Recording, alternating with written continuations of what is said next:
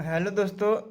मैं Pramod sir study point में आप सभी का स्वागत है। दोस्तों, Vishnu sir coaching centre Maliyabagh के माध्यम से आज हम लेकर आए हैं क्लास 10 हिंदी भाग 2 का जो अध्याय 5 है,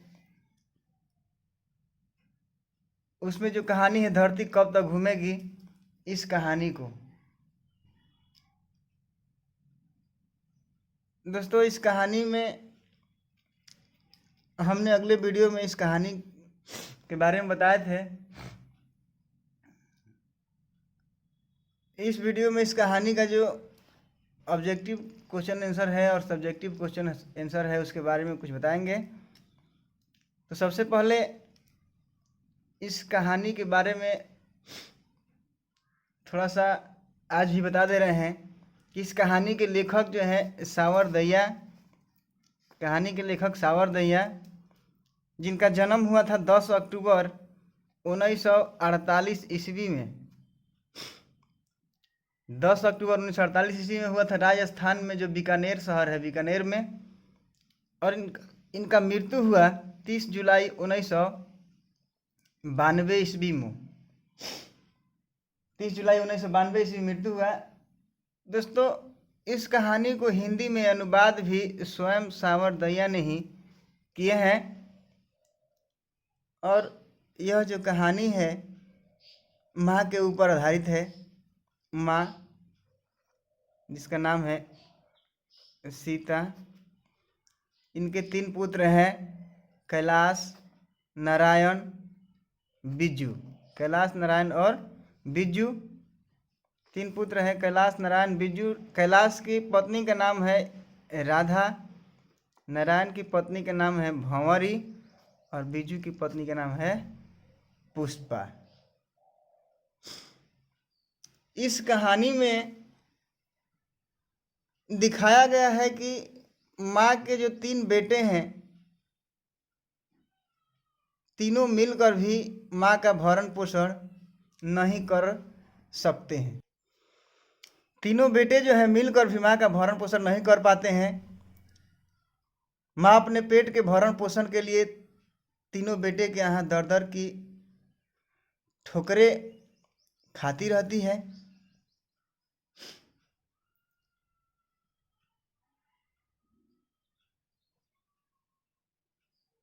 अंत में जो तीनों बेटे हैं माँ को अपने घर खाना खिलाना पसंद नहीं करते हैं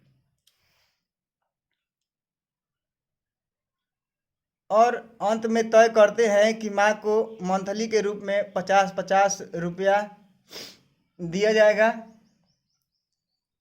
वो अपना रोटी खुद बनाकर खा लेंगे। इस बात को सुनकर सीता को काफ़ी दुख होती है और उसके बाद वह अपने घर को छोड़कर निकल जाती है। तो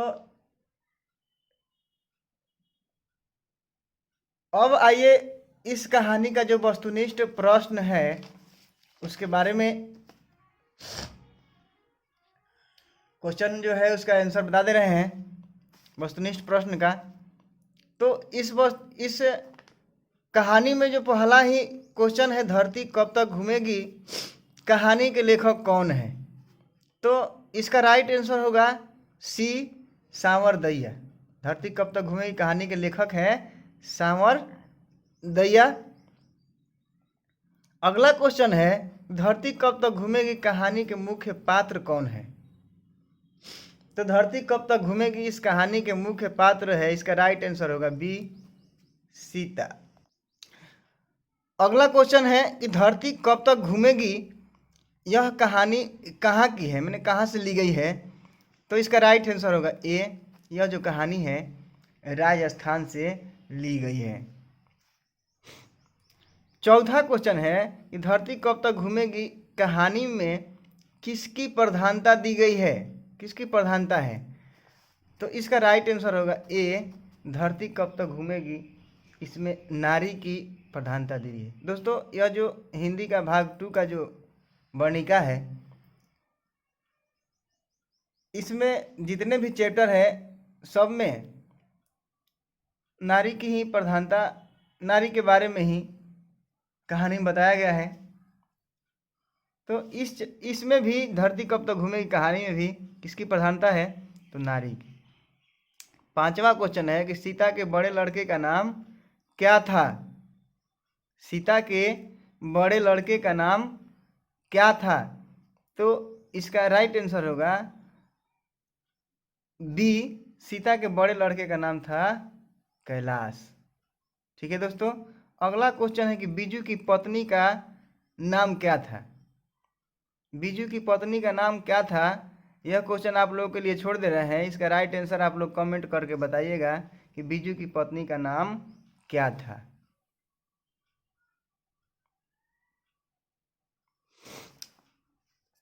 सात नंबर क्वेश्चन है, सीता कितने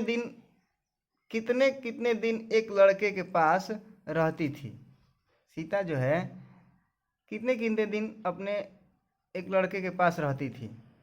तो इसका राइट आंसर होगा एक एक माह। एक एक माह के लिए अपने तीनों बेटे के यहाँ बारी बारी से सीता रहती थी। अगला क्वेश्चन है कि नारायण की पत्नी अपने लड़के के जन्मदिन पर सीता को क्या देती है? नारायण की पत्नी जो है अपने लड़के का, उसका बेटा का जब जन्मदिन था तो सीता के लिए क्या भिजवाती है? तो इसका राइट आंसर होगा सी, रसमलाई।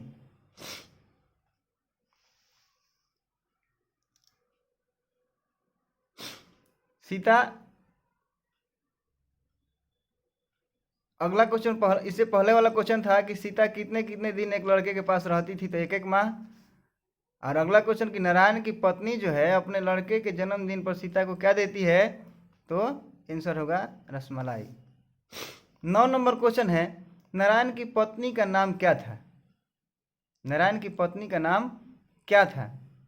तो इसका राइट आंसर होगा नारायण की पत्नी का नाम था भंवरी। राइट आंसर भी, नारायण की पत्नी का नाम भंवरी। 3 बेटा था, कैलाश, नारायण और बीजू।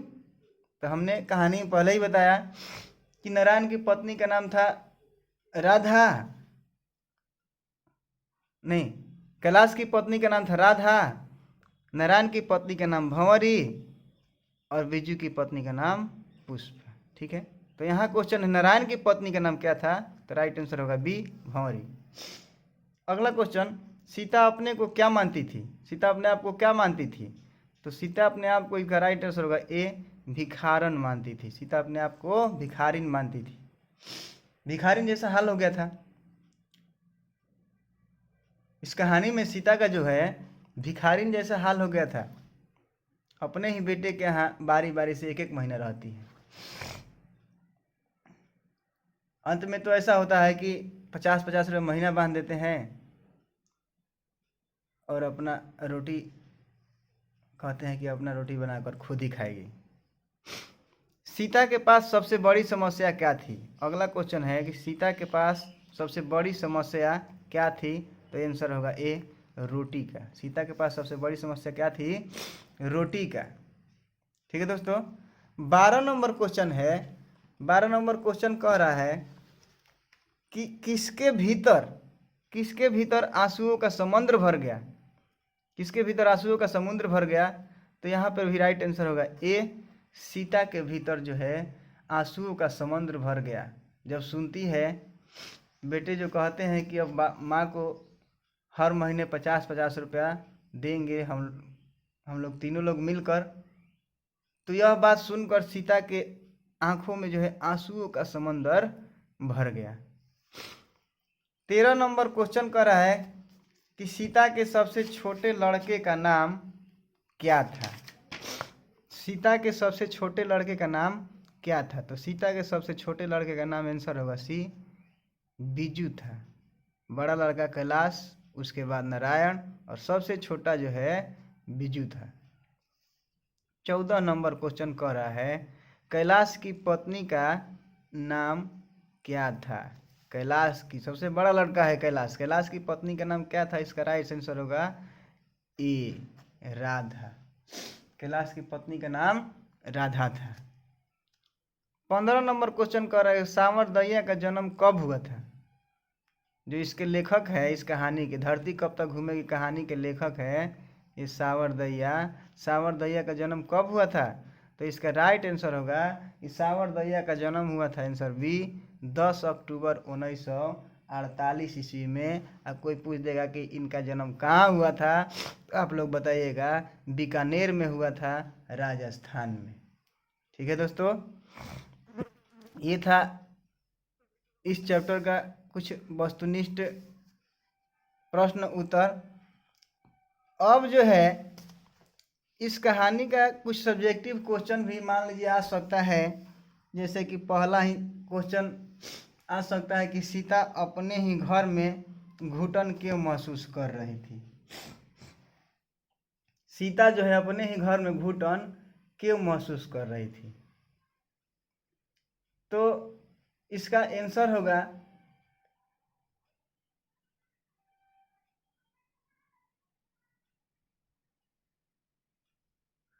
सीता जो है विधवा होने के बाद बेटे बहुओं से तिरस्कार मिलने लगा उनको। बात बात में उन्हें सिर्फ 2 रोटियों के लिए बहुत सारी बातें सुननी पड़ती थी। वह अपने आप को हमेशा जो है बेइज्जती महसूस करती थी। उसको ऐसा महसूस होता था कि पृथ्वी और आकाश आपस में सिकुड़ कर बहुत छोटे हो गए हैं।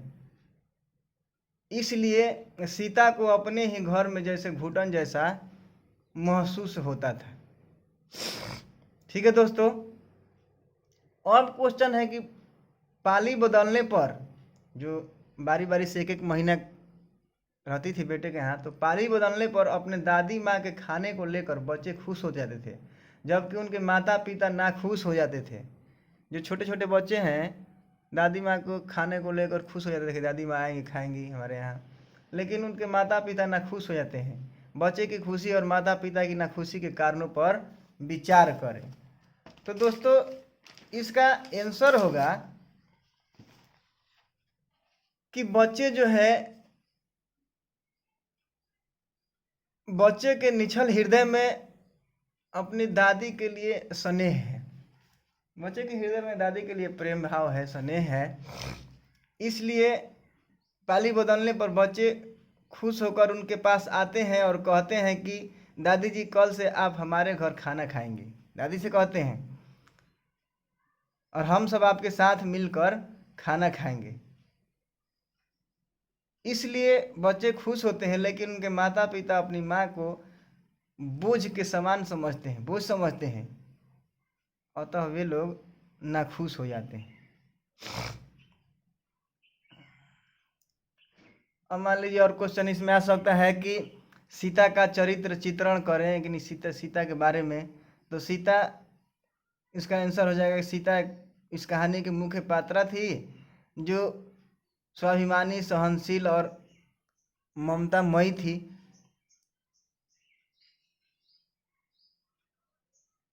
पति के मरने के बाद जो है वो इच्छा रहित हो गई थी, यानी कि उसका कोई इच्छा पूरा नहीं होता था, इच्छा रहित हो गई थी।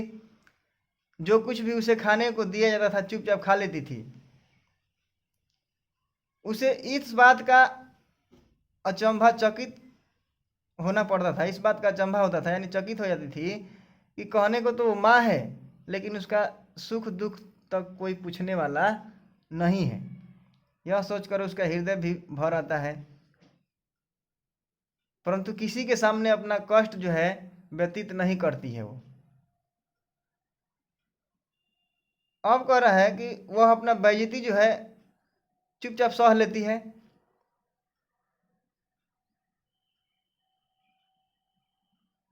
और आगे जो होता है सोचती है एक पेट के लिए इतनी परेशानी, ये लोग दोनों वक्त गाय कुत्ते को रोटी खिलाते हैं, फिर मेरी रोटी के लिए क्यों इन लोगों को हमेशा नए तरीके से विचार करना पड़ता है। अपने बहू बेटियों को बारे में ऐसे सोचते हैं। लेकिन इस प्रकार वह अपने परिवार की हर बेइज्जती और नफरत को सहन करती है, मगर तीनों पुत्र द्वारा जब प्रति माह खर्च के रूप में 150 रुपये दिए जाने की बात सुनती है तो दुखी हो जाती है और अपना घर को छोड़कर चली जाती है। ठीक है दोस्तों, अब मान लीजिए आ जाएगा कहानी का सारांश लिखना है, तो कहानी का सारांश जो लिख देना है बारे में उसके लिख देना है कि जो सावरदैया हैं राजस्थानी भाषा के कहानीकार है, राजस्थानी भाषा में इस कहानी को लिखे हैं और फिर वहीं इसका हिंदी में भी अनुवाद किए हैं। इस कहानी में राजस्थान के समाज का गहरा ज्ञान और अनेक प्रकार की घटनाओं के बारे में बताया गया है। धरती कब तक घूमेगी, इस कहानी में कहानीकार ने सामाजिक मूल्यों पर अपना विचार प्रकट किए हैं। और एक माँ अपने बच्चे के लिए सब कुछ समर्पित कर देती है और वहीं बच्चे जो हैं उस माँ को भार यानी बोझ के समान समझने लगते हैं। ठीक है, माँ जो है धरती की भांति सब कुछ सहन कर लेती है। जैसे धरती सब कुछ सहन करती है वैसे माँ जो है धरती की भांति सब कुछ सहन कर लेती है। बेटे बहुओं द्वारा तिरस्कृत होने पर भी माँ उनकी शिकायत कहीं नहीं करती है। अंत में सारी उम्मीदें समाप्त कर देती है। इस कहानी की मुख्य पात्रा सीता ही है और अपने पति की मृत्यु के बाद उनको आशा होता है कि उनके तीनों पुत्र जो हैं तीनों में से कोई उसकी जीवन को पार लगा देगा, लेकिन होनी को कौन टाल सकता है। माँ उनके लिए बोझ बन जाती है। माँ जो है बच्चों के लिए बोझ बन जाती है। पाली बांध कर उनका पालन पोषण करते हैं लोग, उनके बेटे जो हैं। एक दिन ऐसा भी वक्त आता है कि इस कार्य प्रणाली को विध्वंस कर देते हैं और वे 50-50 रुपये प्रति माह खर्च देने लगते हैं।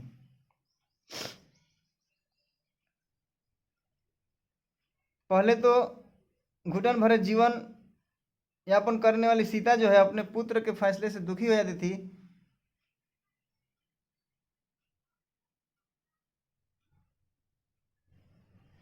अपने लोग उसे पराये लगने लगते हैं। अब जो है अपने लोग ही उसको सीता को पराये लगने लगते हैं कि ये अपने ही लोग हैं, पराये जैसे काम कर रहे हैं। अतः कहानीकार यह बताना चाहता है कि उन पुत्रों को भी अपने बच्चे हैं, उन पुत्र के भी जो हैं उनके बेटे उनके ही बच्चे हैं, लेकिन संभवतः उन्हें पता नहीं है कि उन्हीं भी यही दशा होने वाली है जैसा कि वे अपनी माँ के साथ कर रहे हैं। ठीक है दोस्तों, ये था इस कहानी के कुछ वस्तुनिष्ठ प्रश्न उत्तर और कुछ सब्जेक्टिव यानी कि लॉन्ग क्वेश्चन। तो चलिए दोस्तों, ये जो हिंदी का जो भाग 2 वर्णिका है, लास्ट चैप्टर भी समाप्त हुआ। तो अगले वीडियो में फिर मिलेंगे, तब तक के लिए दीजिए इजाज़त। नमस्कार, धन्यवाद।